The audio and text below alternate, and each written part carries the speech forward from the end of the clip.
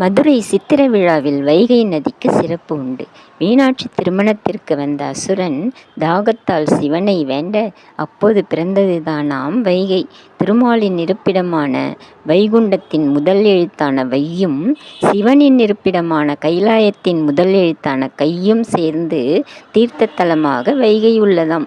சிவபெருமானின் திருவிளையாடல்கள் வைகை நதிக்கரையில் தான் நடந்ததாம்.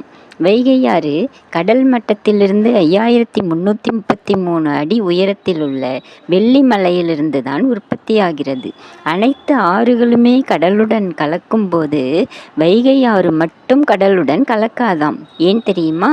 அமிர்தத்துக்காக தேவர்கள் பார்க்கடலை கடையும் போது ஆழகால நஞ்சு கிடைத்தது. அது உங்களுக்கு தெரியும். அந்த நஞ்சை உலக நன்மைக்காக சிவபெருமான் உண்டுவிட்டார். அதுவும் உங்களுக்கு தெரியும். வைகையாறு நினைத்ததாம், அன்னை மீனாட்சியின் நாயகனுக்கு நஞ்சு கொடுத்த உன்னுடன் நான் சேர விருப்பமில்லை என்றும் நஞ்சு கொடுத்த கடலை அடைதல் பாவம் என்றும் எண்ணி வருந்தி கோபமாக திரும்பிவிட்டதாம்.